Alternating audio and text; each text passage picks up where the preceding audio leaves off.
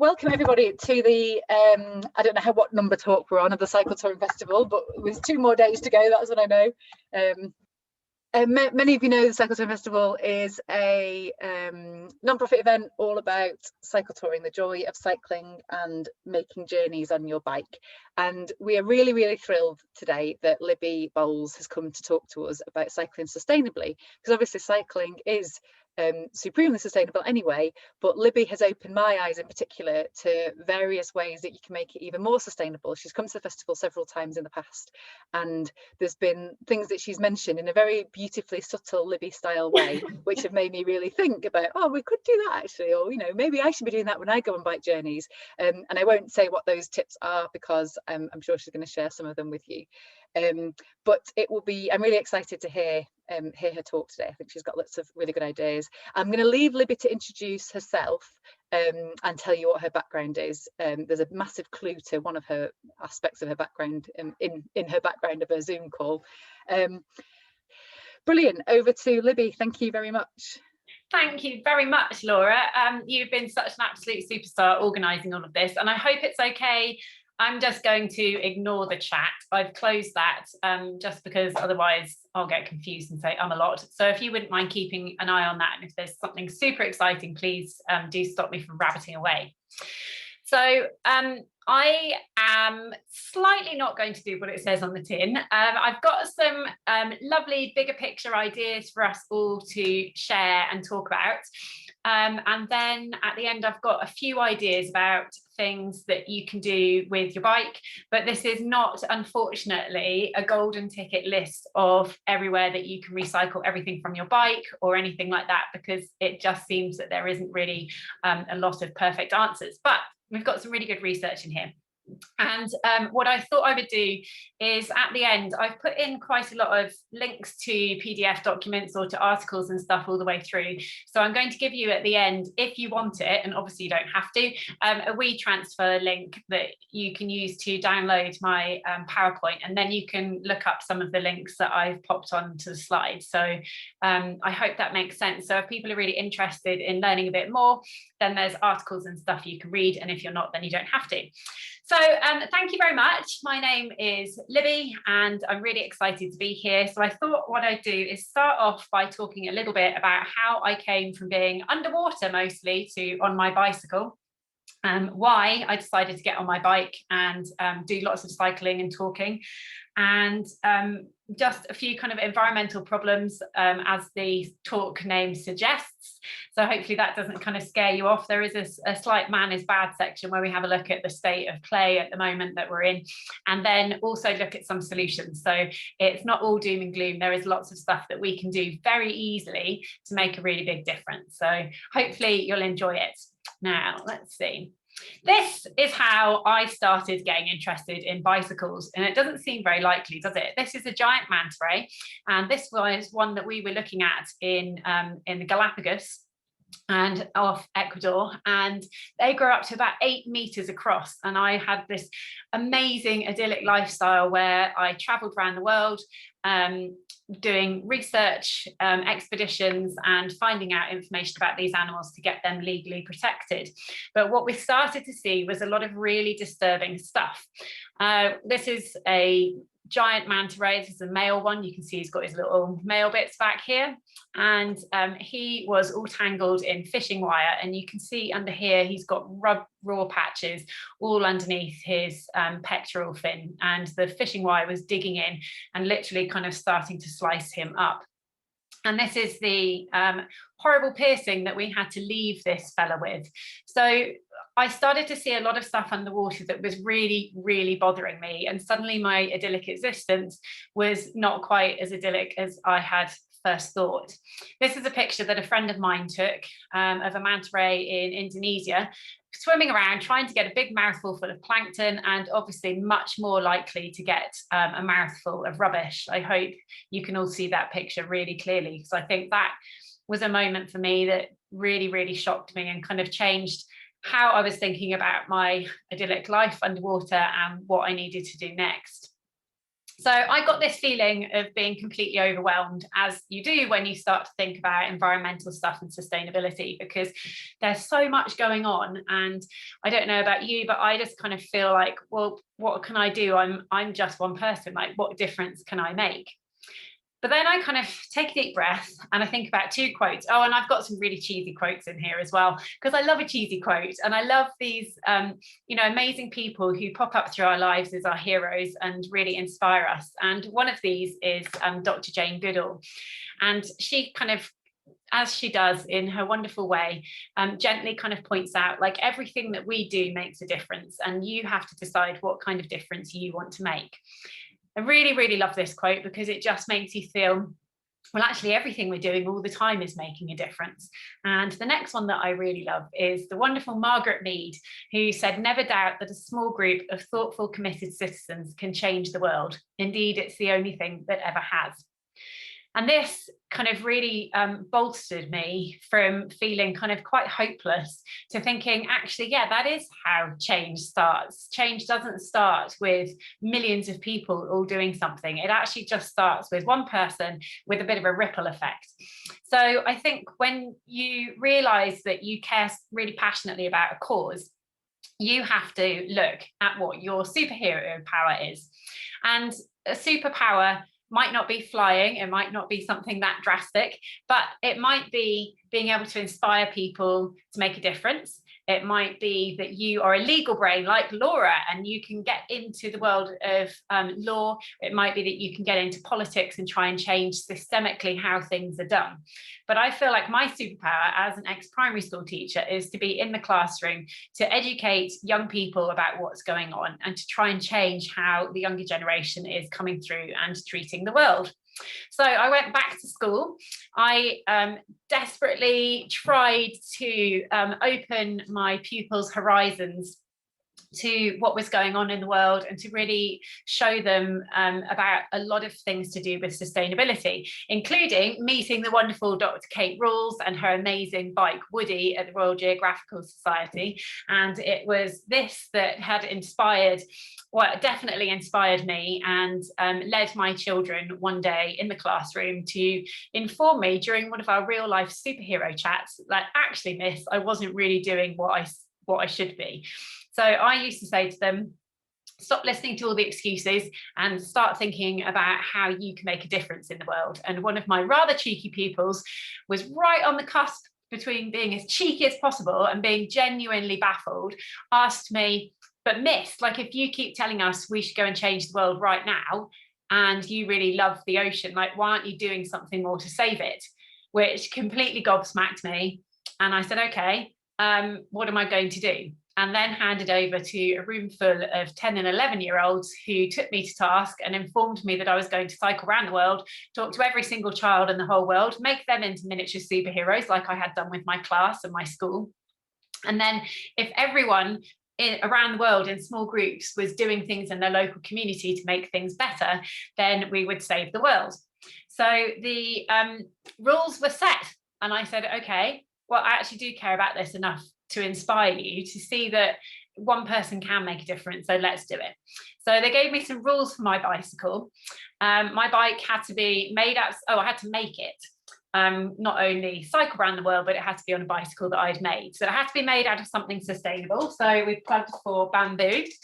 It must be able to produce electricity and fresh air. So not only would I be carbon neutral whilst traveling around, but actually creating fresh air. So I have a Schmidt Son 28 dynamo hub in my front wheel. I did have the Sync 5 plug with at the top of here for plugging things in and charging them up. I got seduced by the neatness and design of it, but unfortunately it did not travel very well, and reviews that I had read I should have taken note of. But I did end up, thanks to a wonderful little bike shop who gave me a free old Brompton light with a USB charger, I ended up being able to charge things whilst I was traveling around. On that note, if you are charging things from a USB hub, please make sure that you do it through a power bank. So rather than actually plugging in your devices, which can be damaged by surges in electricity as you're cycling along, much better to do it through a power bank. So you charge up a power bank and then charge up your items later. I also had fresh air. This isn't the actual basket that I was touring with, but it is one that I've made since I got back. And I had air plants all over it. So I was producing fresh air whilst cycling around. My bike must be mostly compostable. So if I strip off this top layer of epoxy and paint, I can compost most of the frame. I won't be doing that anytime soon. And the bike must be awesome.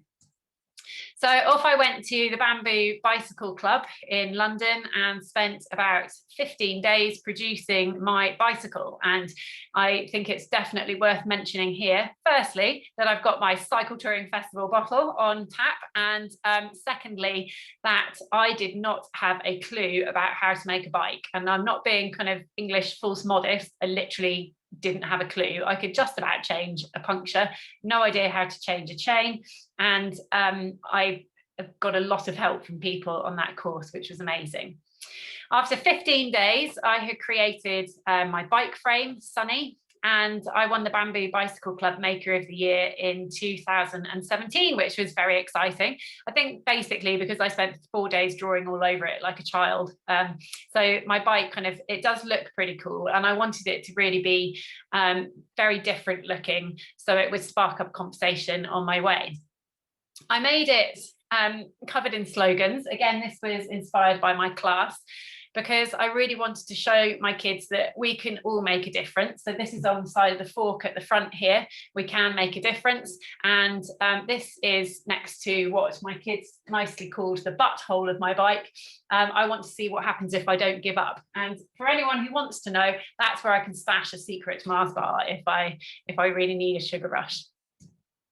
So off I went, and I was a total hypocrite. I flew to New Zealand for the first part of touring with this bike, which I know is carbon footprint-tastic. And I had used to live in New Zealand and really wanted to go back there because my best friend over there was having a baby at some point during the time that I was touring over there. So I decided to kind of combine trips, and didn't really justify it in my head. It's still a long way to fly for a bike ride, but we'll come more onto that kind of thing later. But I made it very worthwhile. So I think if you are flying a long way with bikes, please make it worthwhile and stay there for a super duper long time. So off I went on my bike around New Zealand, and I've been across a few other countries as well. I got into, first of all, the local and then the national press, which at the beginning was really difficult to try and get into a newspaper or to try and get into schools to talk to children about ocean plastics and what was happening. But Blue Planet 2 was 2 weeks behind New Zealand, behind England in watching. And so suddenly everybody got it and they all saw what was going on, and I just got phone calls and I was completely inundated with requests to go to schools. So in about I think it was 3 months of school time, I spoke to 7,000 children in various different schools. I think I gave over gosh, I can't even remember how many talks. That's bad. I should have those stats, but I can't remember. But I cycled the length of New Zealand and I talked to over 7,000 children all about ocean conservation. So these are some of the pictures. I thought I'd put a few token pictures in of me cycling about and doing a few school talks along the way. Lots of big hills, lots of amazing kids, and all the kids just wanted to kind of touch the bike and knock on it and really understand about why I'd use this material. And so it was a great discussion point for talking about sustainable travel. I got to meet Jack Johnson, who was playing out in New Zealand while I was there.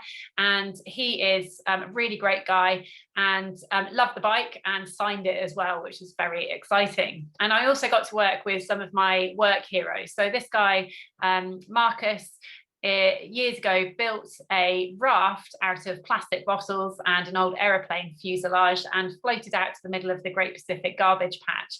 So he's a very well respected ocean conservationist, and I got to do a series of talks alongside him and Raquel, who runs Algalita South Pacific. So it was a real kind of career-wise, a real thrill, as well as riding and talking to kids.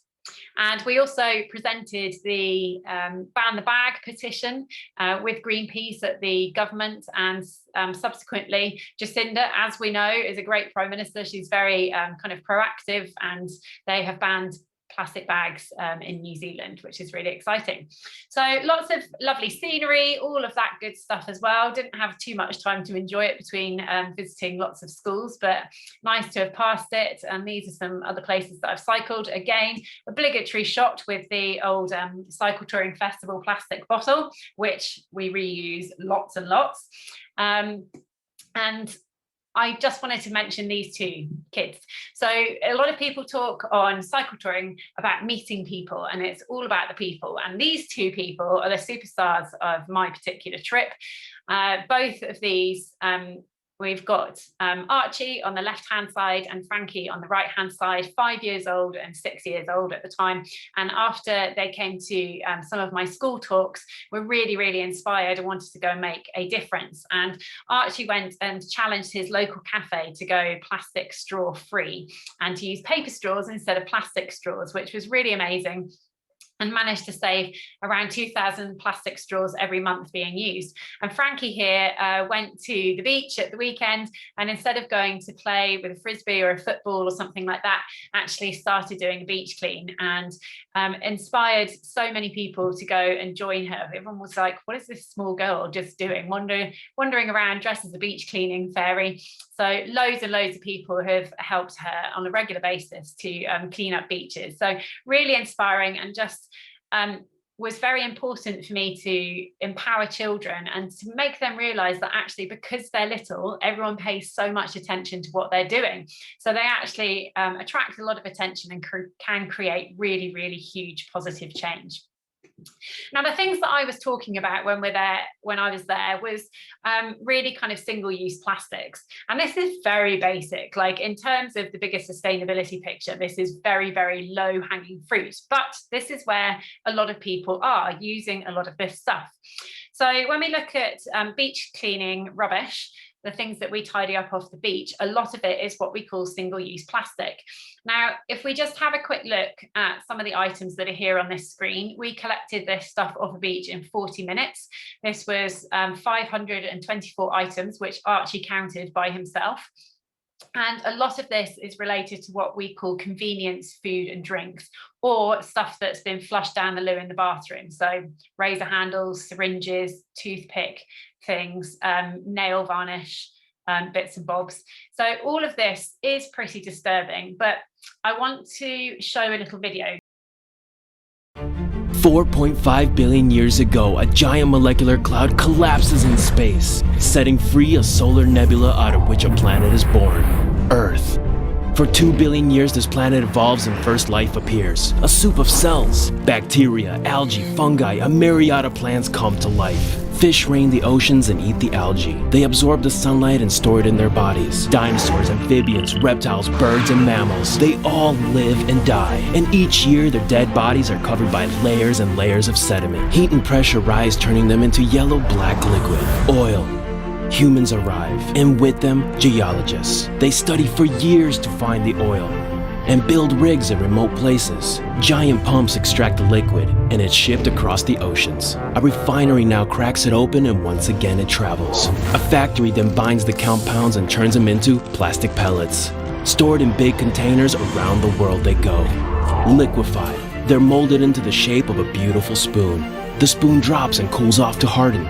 Wrapped in plastic, it is put into a box, and the box is put on a pallet, and the pallet is put into a container, and the container is put on a truck, and the truck drives to a port, where the container is put on a ship, and ship, the spoon arrives 6,000 kilometers around the world, where it is picked up by a merchant who puts it on a truck and drives it to a store, where it's placed on a shelf in a temperature-controlled room, where it sits for 2 months, until you select it and pay for it with the money you've worked hard for, and you drive the spoon home, which is where you are standing right now, with the spoon in your hand.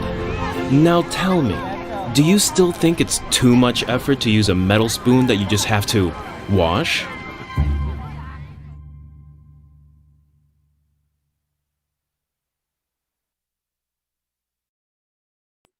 video really kind of stuck with me, and I know it's kind of very over the top cheesy video that Greenpeace made. I think it's brilliant though. It really kind of drives home the point. Just really, do we need to do all of that stuff for something that we just use for a few seconds and throw away?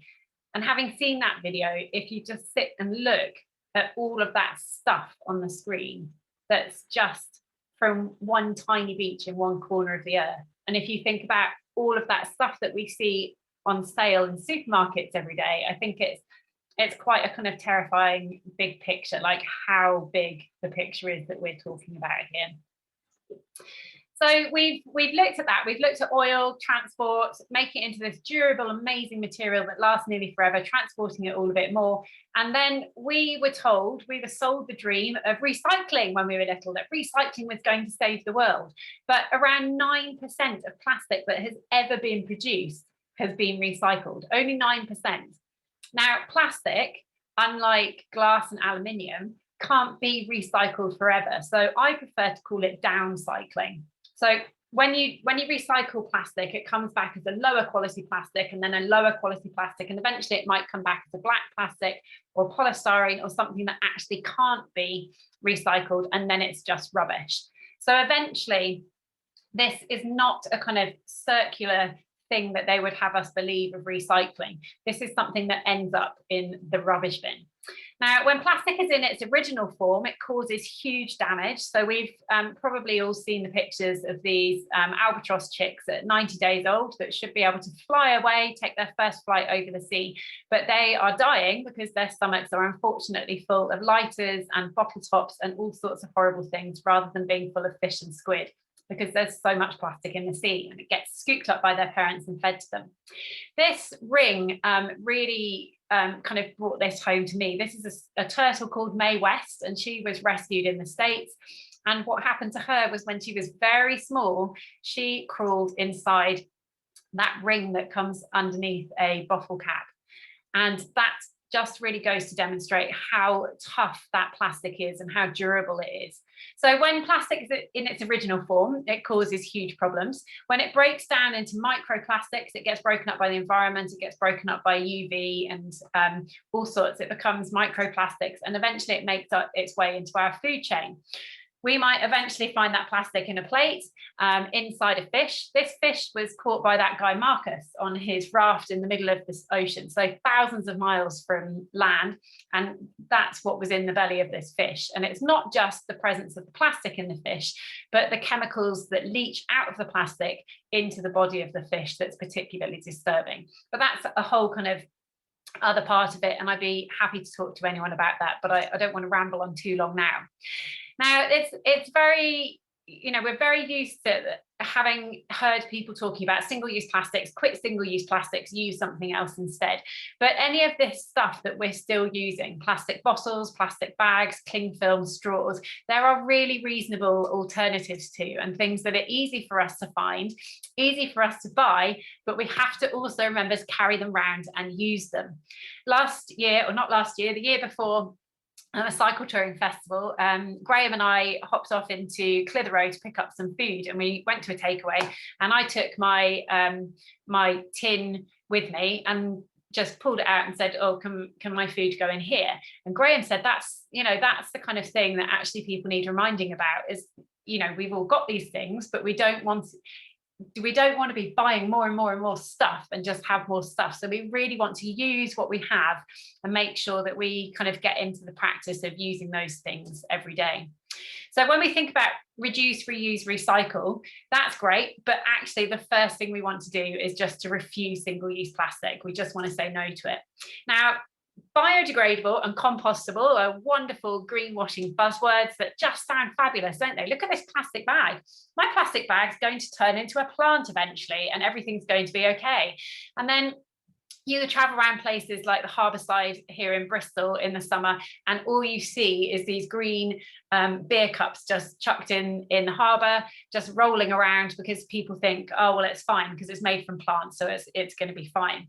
But what I thought was very interesting when I was gathering images for this slide was that this compostable and biodegradable cup, this was an advert for the cup. And even on the advert, it says in the small print, commercially compostable only. Facilities may not exist in your area. So unless something has home compostable or home biodegradable written on it, what actually has to happen with these things, and that they have to go into a commercial incinerator or composting machine, and that can take up to 90 days at very, very high temperatures. So whilst we're being presented with these solutions, there isn't actually a disposable solution to the issues that we're looking at here. So I just wanted to point that out, because a lot of people get very confused about compostable and biodegradable stuff. Where should I put it?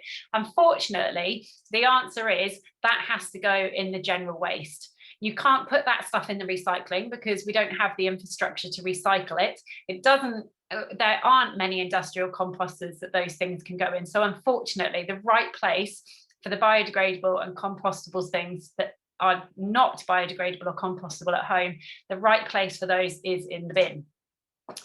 Now, I just thought I'd put something out here. I think I can get to see, oh, I can't see the chat. Why can't I see the chat? I just wondered if anyone knew how many litres of water it takes to make a 1 litre plastic water bottle, if anyone would like to have a guess. If you just pop that guesses in here. So in the chat. So how much water does it actually take to make the plastic bottle for 1 litre of water?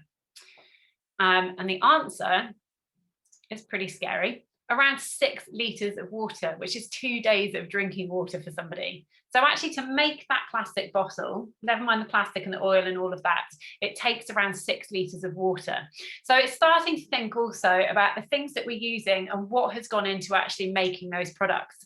How about a t-shirt? How many litres of water do you think it takes to make a t-shirt? And we're talking about growing the cotton, about processing it to turn it into a t-shirt. So have a think about that. And the answer is around 2,700 litres of water to make 1 t-shirt. And that's nearly 3 years of drinking water. And then we've got one more. How about making a pair of jeans? So to make a pair of jeans, this doesn't include washing them, doesn't include anything after they've been made, just to actually create them. Around 10,000 litres of water. That's 9 years of drinking water. So I think it's really worth, when we're talking about sustainability, having a bigger think about what it is that we're consuming, how much stuff that we're buying. When we look at the word sustainability itself, it means the ability to be maintained at a certain rate or level, avoiding the depletion of natural resources to maintain an ecological balance. So we kind of look at how much that word has been used, and obviously the use of that word has gone up hugely in kind of even the last 20 years. Now, we are very used to now, I hope you are very used to seeing Extinction Rebellion people and people like Greta walking around making a big fuss about this. So Greta said, I want you to act as if your house is on fire, because it is. And a lot of people she is held up as an example of something really amazing. And also she is kind of disliked by quite a lot of people. But it's not just environmental activists who are getting on their soapbox. This is a quote: "We are in a battle for our lives," from the Secretary General of the UN to Climate Summary Prep meeting. And then we've also got Joseph Stiglitz, who is an American economist. He is professor at Columbia University and a recipient of the Nobel Memorial Prize in Economic Sciences. And he's referred to the climate crisis as our third world war. We can afford it. We must afford it to make changes. Our lives and civilization as we know it are at stake, just as they were in the Second World War. So this is a really, really critical time that we are at the moment. We can make enormous changes. If COVID has taught us anything, it's that changes that we didn't think that would be able to be made almost overnight can be, when we focus and when it's equitable. And this is something that I think is very important for us to remember.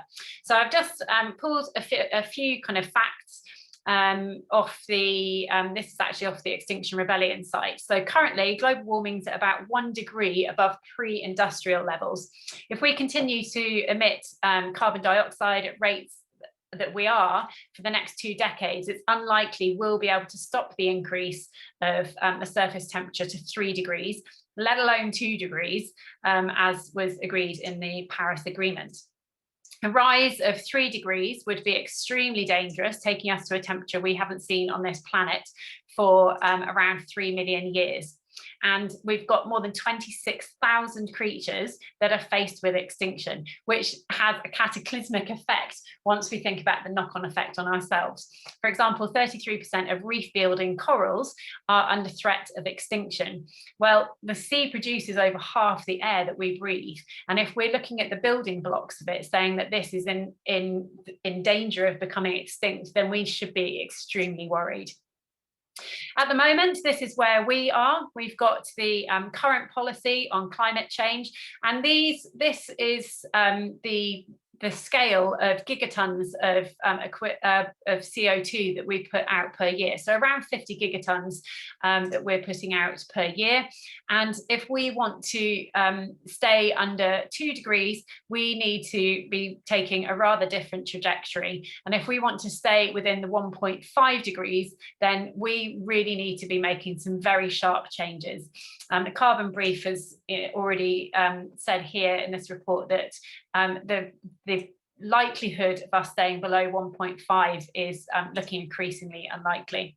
Now, when we start to think about what that means, so 1.5 degrees raise in temperature globally, we think a major risk to most coral reefs.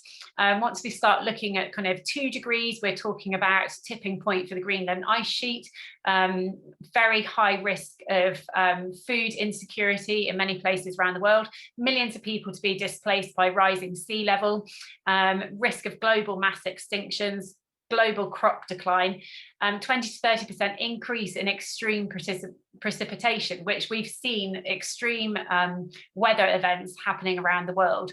And if we start to look at 3 to 4 degrees, then we're looking at really kind of a big question mark about whether we can adapt to these unprecedented heat waves.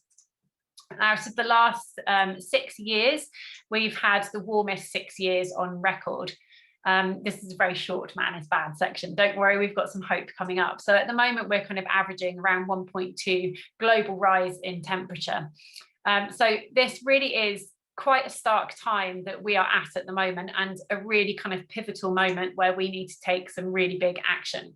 Now, this is, if you are interested in learning more about this, I cannot recommend enough Nikki Jones from Avon Needs Trees. She did a talk that I went to last week, and this is one of the slides from that talk, talking about whether a green recovery is still possible. There's the YouTube link just here, and again, if you weren't here at the beginning, at the end I will give you a WeTransfer link so you can download this presentation and you can look at all of the links that are contained in there. So what we really need to do is protect the world's forests. We need to support low carbon regenerative agriculture. We really need to rethink our food, discuss our energy consumption with fellow householders and try and drive that down. We're rethinking our leisure time. So we already have kind of a fairly low carbon hobby, and we need to make sure it stays that way. We need to rethink our travel. So we've got so used to having kind of £20 flights to Europe, but we really need to rethink that, the way that we take holidays, and rethink our stuff, which a lot of us are already doing. And we know from living on a bicycle that we can live with very, very little stuff. We need to plan for solar and insulation, and shout very loudly and support good causes.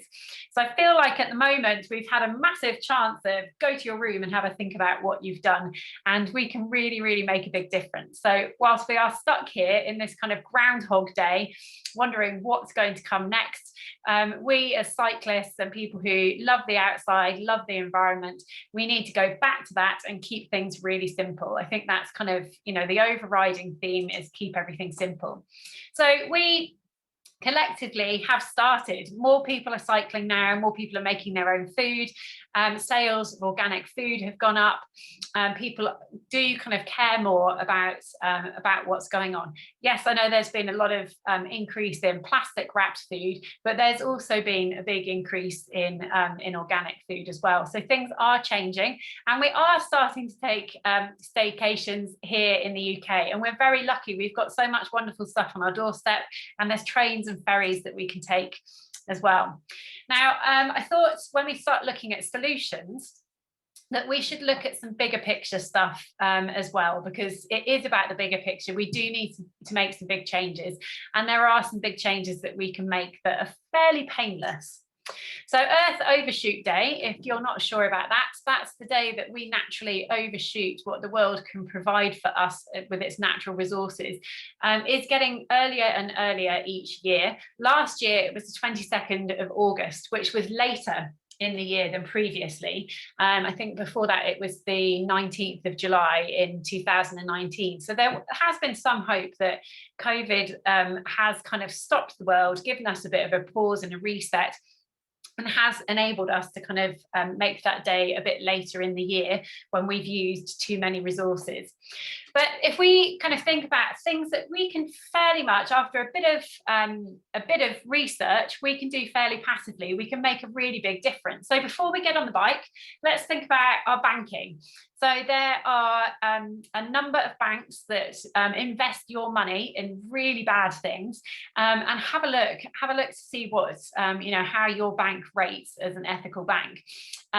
Really good options are Triodos, which is an online bank based here in Bristol, and they are absolutely a country mile ahead of anyone else. And then we've got the likes of Nationwide and the Co-op Bank that are giving us really, really good investment with our money into regenerative practice, into renewable resources, and are really investing money in the right things. Then let's have a look at your pension. So we all need to worry about pension, because there probably won't be a state one when we get there.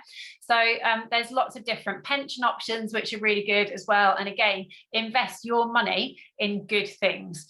And I kind of think about this like I do with clothes. So we've all probably shopped in Primark at some point or another, but we know that those cheap clothes come at a cost. We know that somebody somewhere is kind of being screwed over in a sweatshop and not getting a good deal. And that's kind of the same when we start thinking about banking, when we start thinking about pensions.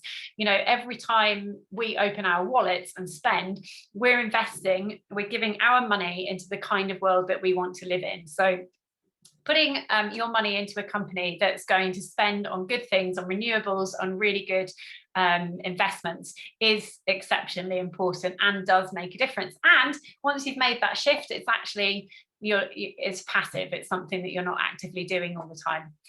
Where you get your energy from matters. So Ecotricity, Octopus, Good Energy, these are all really good companies that are using renewables and also investing in renewable energy as kind of projects and developing projects. So then they're creating a really good infrastructure.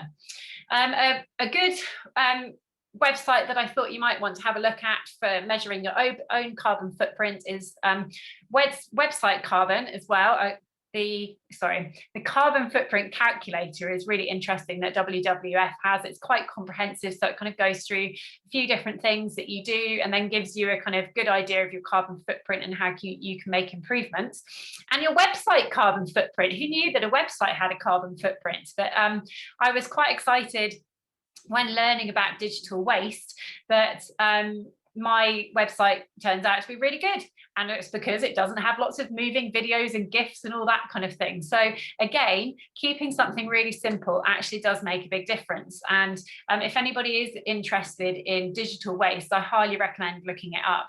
There's things even like, before streaming a video, or if you're going to be doing it on the move using your mobile data, it's much better to download it before you go, that kind of thing. So lots of really small changes that we can make in our everyday habits that will make a difference.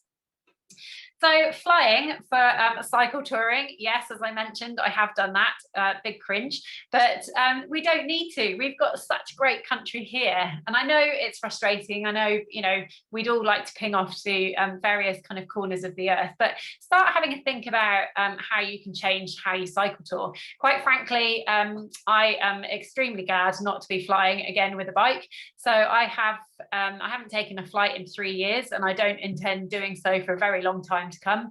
I am quite up for the whole starting from home thing, you know, pushing out of your front door and off you go on your bike.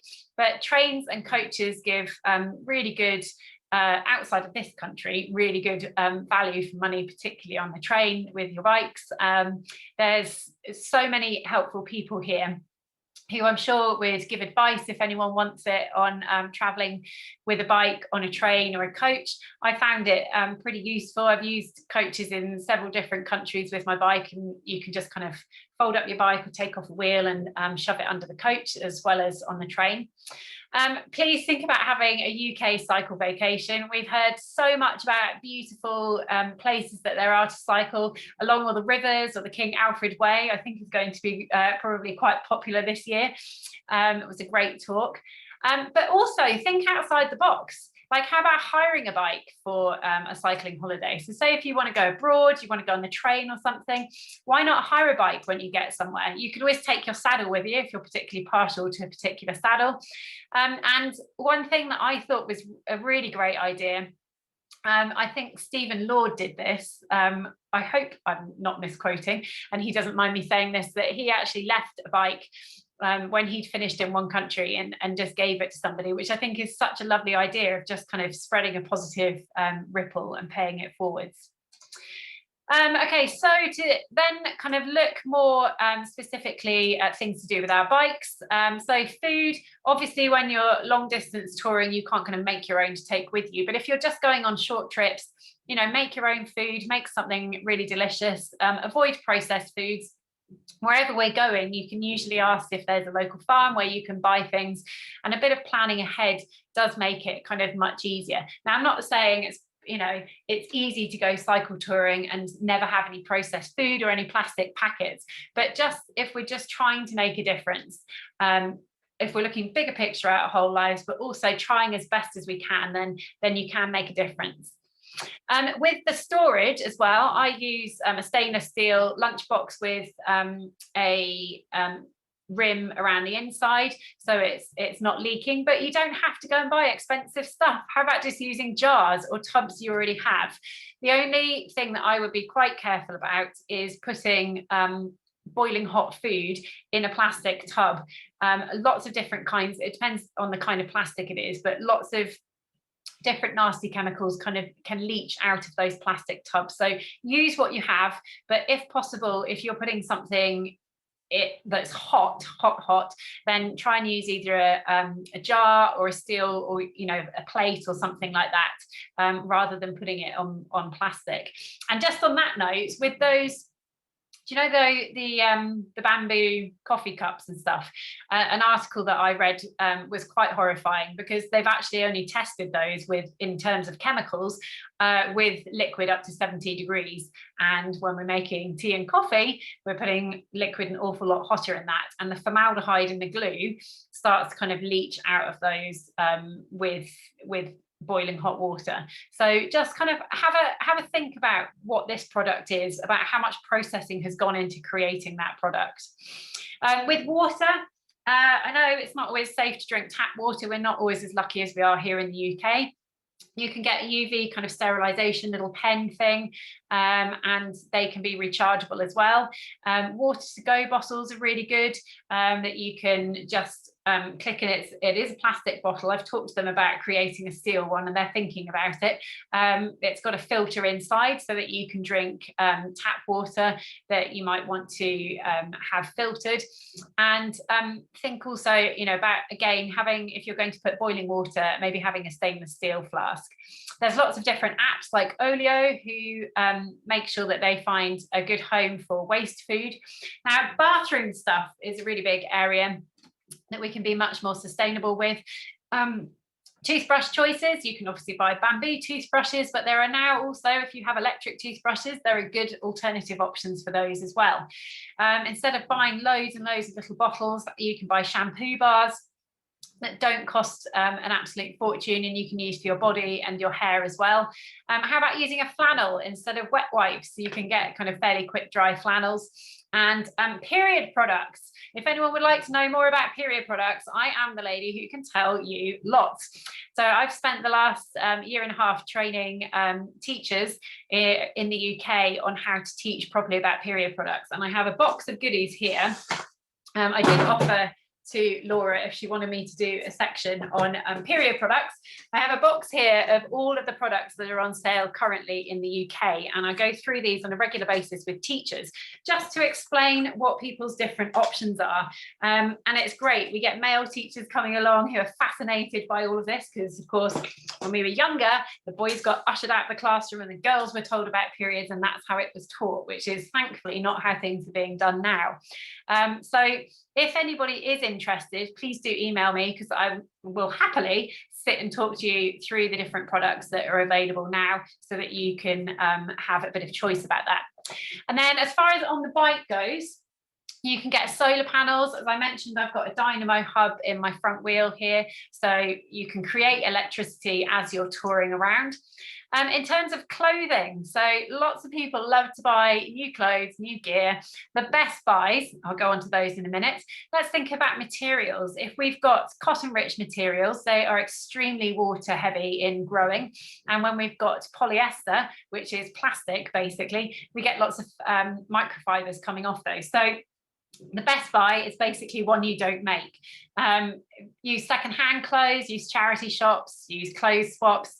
If you can bear it, then stop using fabric softener, because that loosens up all the microfibers and actually wears your clothes out quicker. And you can also get Guppy Friend bags. I don't know if you've heard of those, but they're a bag you can shove in the washing machine and it catches all of your microfibers. And you can have filters fitted to your washing machine as well.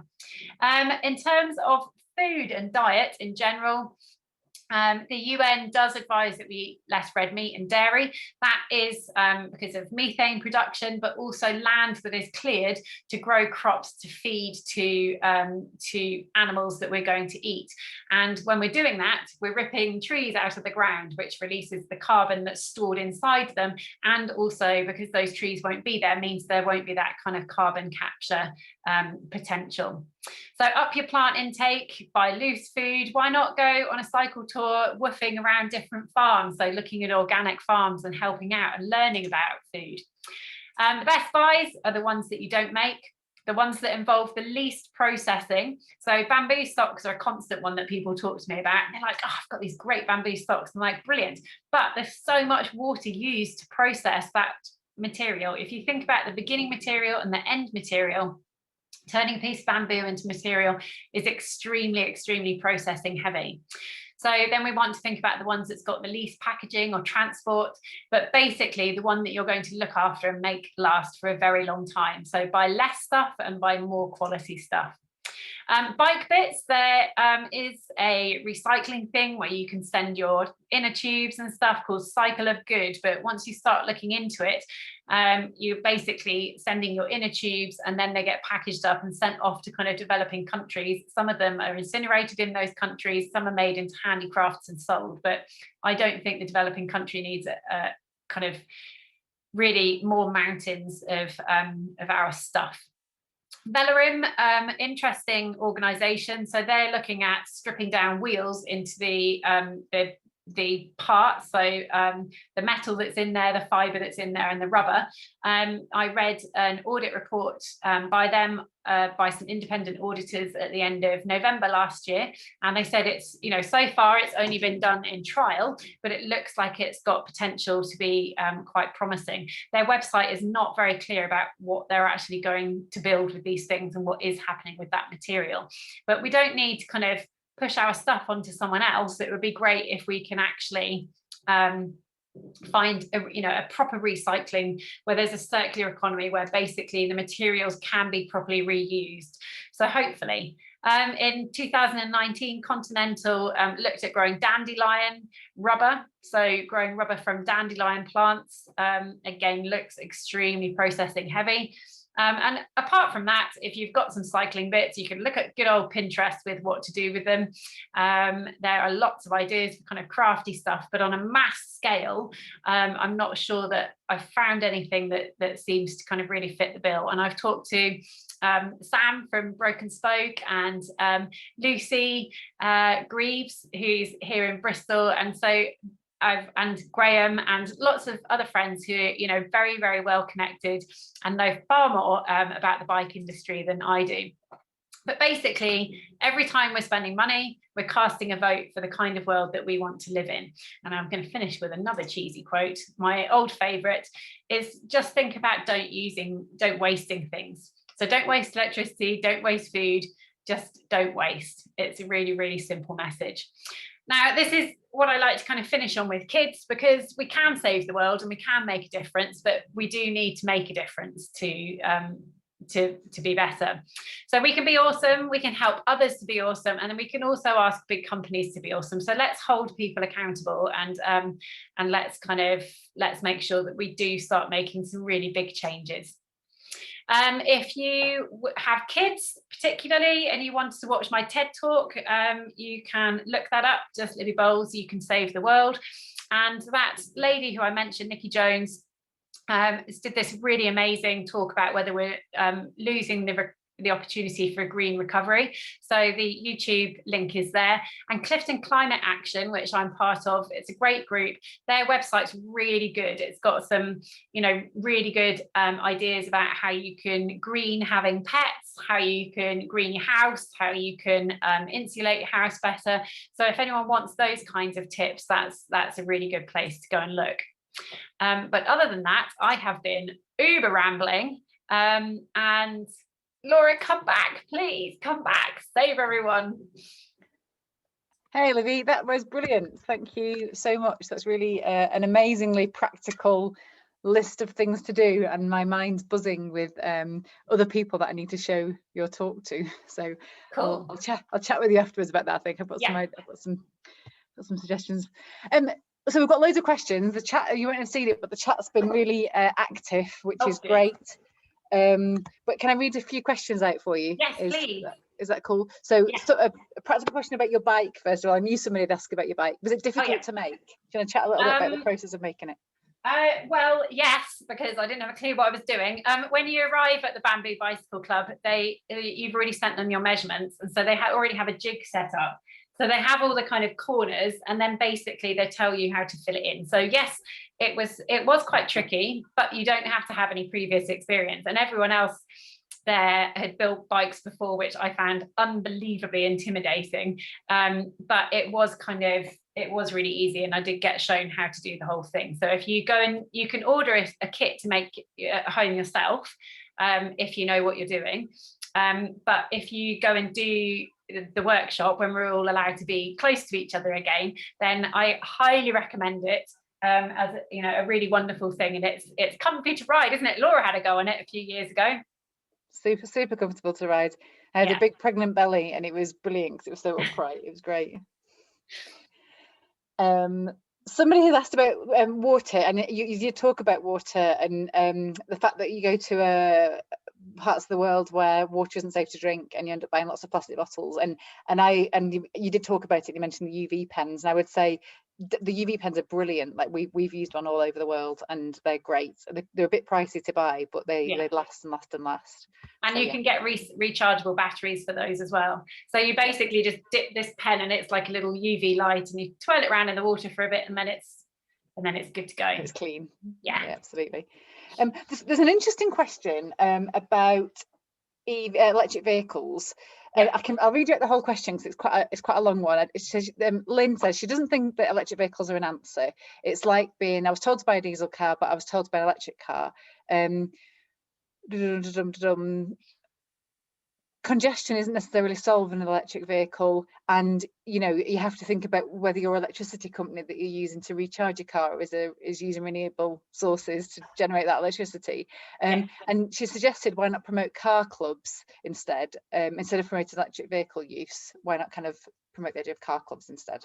Absolutely. So also in the production of batteries for electric vehicles, we've got quite a long way to go. There's a lot of kind of components that are kind of mined in not such great ways, and the battery, I think basically the batteries have got kind of a little way to go before they're really as clean and as amazing as they could be. There's a huge amount of research being done at the moment, so I think in the next couple of years, because I've done quite a bit.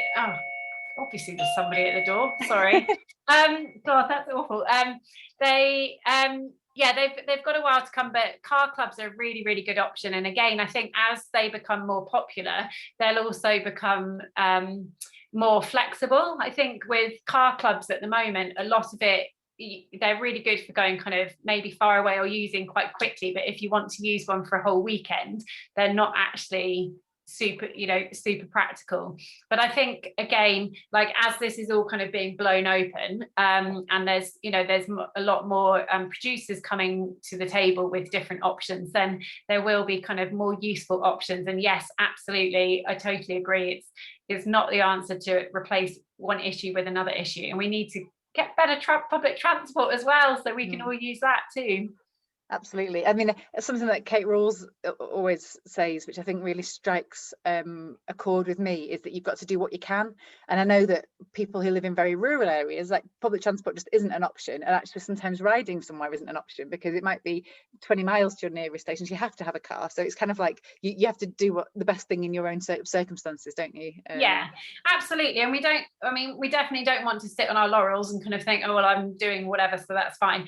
But, if we keep moving forwards and we keep making improvements, that's great, as much as we can, but also don't beat yourself up about it. You can't do everything all of the time. So if we're doing the best that we can with what we have at the moment, I'm just going to pop in the chat, because I've just turned off sharing. So I've just popped in the chat a WeTransfer link. So if you're interested in downloading my presentation, then please do.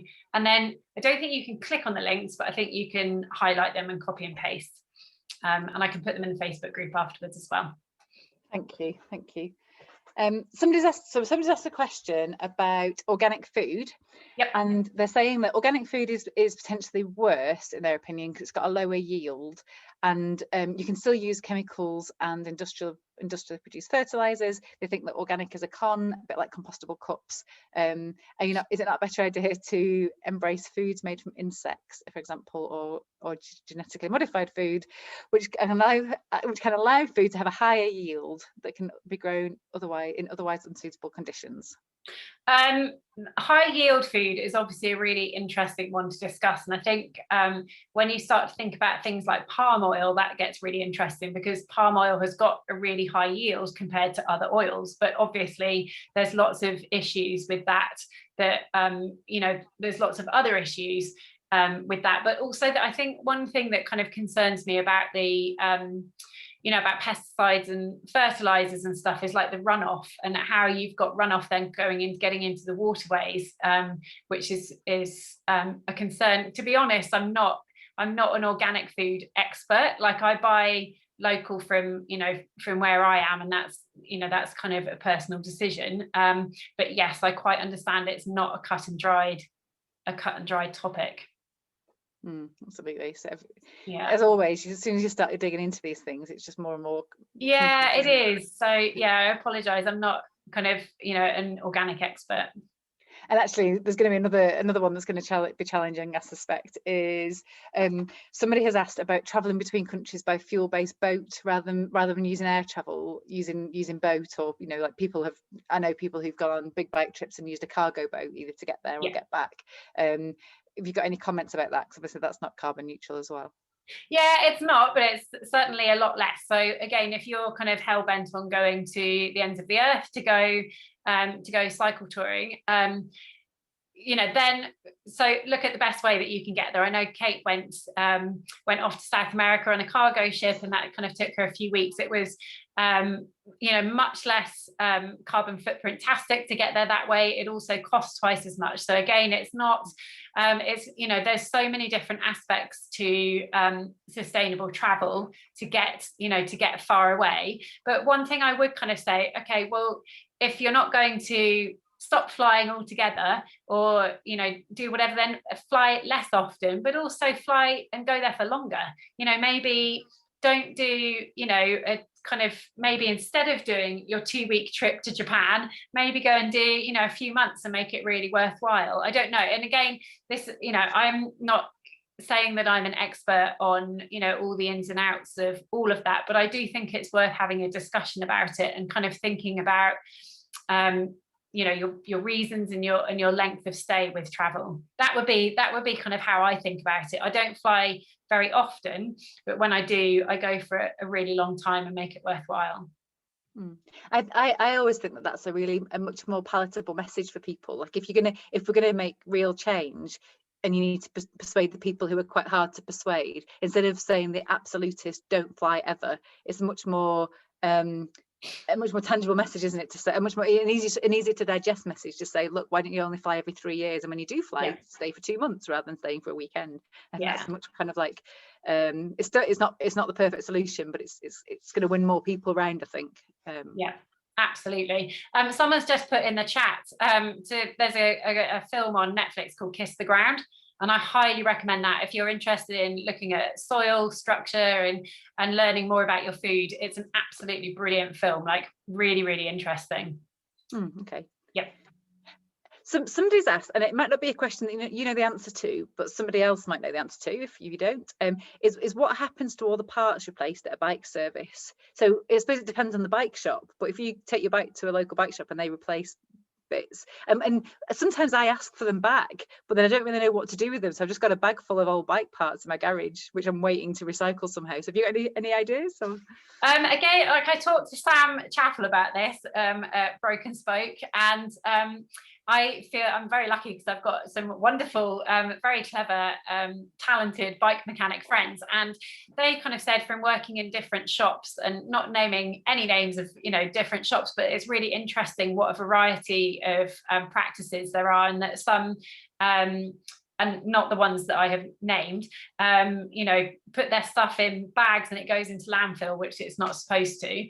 But it's very difficult because when I was kind of looking at those places like the Velarim that is looking at recycling bicycle tires, there isn't really a mass option at the moment of a place that you can just go and wash your hands with something and then it's gone and it's made into something brilliant. So unfortunately, unless anybody's you know, having a look, I'm just looking at the chat at the moment to see what's pinging up in case anyone's got some bright spark ideas. So if anyone has any bright spark ideas, then you know, please do let us know. But as Lucy's just popped up now, she's amazing, and she has rightly said, buy decent quality ones so they last longer. And I think that's really the message with everything, with your clothes, with, you know, whatever it is that you're buying.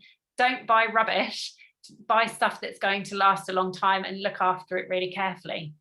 So unfortunately, I haven't found a magic solution, and neither of my amazing friends. And if they haven't, and they have been trying very hard at their job, then then I think we just need to look after what we've got. Absolutely. So somebody's asked on the similar related point actually, is do you know anywhere in the UK that recycles e-bike batteries? Oh, I would get in touch with your local e-bike shop and ask them. I don't know, unfortunately, because they do get fried after a while, don't they? They don't last forever. I think, you know, talk to your e-bike shop. I'm not sure, sorry. Okay. And Lucy says, and clean and look after your bike parts so they last longer. Look after your stuff. So Joe's asked about a link for the Make Your Own Bike. It was the Bombay Bicycle Club, wasn't it? The Bamboo Bicycle Club. Bamboo. Yes. Bombay Bicycle Club are a band. Yes. A good band, but they're a band nonetheless. A good one. Yeah, the Bamboo Bicycle Club. So that's based out, it's in Hackney. I think it's still in Hackney. It's moved premises, but the Bamboo Bicycle Club is really good fun, and it's extremely satisfying. As all you amazing frame builders will know, it's extremely satisfying to make something and then sit and ride it round, but especially even more fun when it's made of bamboo. Somebody has asked for any comments on what is needed to move cycling to a true circular economy. I don't know if you want to perhaps explain what the circular economy is. So basically, circular economy kind of is thinking about everything going back into a loop. So like we're fed this kind of picture, the recycling picture where everything goes round and round and it just keeps going round, which is kind of true with glass and aluminium, but not so with plastic. It's just that everything keeps getting cycled around like that, so there's nothing falling out of it and not being wasteful. So maybe this Velarim would be a really good one. I think Laura, we were kind of talking about the Isla bikes, and she's got such an interesting concept. She's going to, I presume, is going to be talking about that tomorrow, isn't she? I hope so, yeah. I don't want to kind of ruin that, but please tune in tomorrow to listen about the ethics of cycling. But I think the way that we can make it more of a kind of circular economy is buying decent stuff, looking after it really, really well, making it last as long as possible, and riding from home. And Andrew Sykes, you cheeky monkey, asking me about my doorbell. My doorbell is a kinetic doorbell, so it doesn't take batteries. For participants won't be able to read the question, but Andrew's asked. Oh, sorry, Andrew Sykes has said, what's the carbon footprint of a doorbell compared to a knock on the door? So I can't hear the knock on my door because I've got a porch thing, but I've got a kinetic doorbell that when you press it, it's like the energy of pressing it that makes the thing ring inside. So at least it's not batteries. Thank you, Andrew. Someone has mentioned, it's a quick question really, or comment really, that when you're talking about solar panels, that we should just remind people that there are there's government support available for it, renewable heat incentive and the green home. Yes. Yeah, there's loads and loads of stuff that you can look. And again, look up Clifton Climate Action. I know it's a Bristol-based group, but it's really, really good. And it's got loads of really good practical advice, about kind of around your house and that kind of bigger picture stuff as well. So please do have a look, because Nikki is absolutely amazing. She's a fountain of knowledge. Oh, that's super. So there's no more questions unless anybody else has questions. Oh, hang on, I knew that would happen. Two more popped in. Some of the questions are more like comments. If you've got comments, perhaps if you can just put them in the chat so that everyone can see them. Questions for the Q&A box that we can put to Libby. One of them is just, what saddle are you using on your bike? I am using this. I can't even remember what it's called. Hang on a second. Brenda went and bought one. It's for prostate issues, and it's got like a donut. It's an ISM. Is the make, and I can't remember what the actual saddle is, but it's basically got a gap in the middle, and it's much comfier. And when you're riding somewhere in like 40-degree heat, it's much cooler. ISM touring saddle, someone has commented. Yes, that one, Brenda. Brenda's commented. Of course she has. She's come to the rescue. So Brenda saw it, and she's got them as well, and they're brilliant. I really like them. They're much cooler on the undercarriage in very hot weather, one might say. Good. I once went to a brilliant talk actually by Isla Bikes about saddle sores for women, and it was all about like saddle choice and lots of interesting elements I'd never even considered. Anyway, complete aside. Question about how you recycle a damaged bike helmet.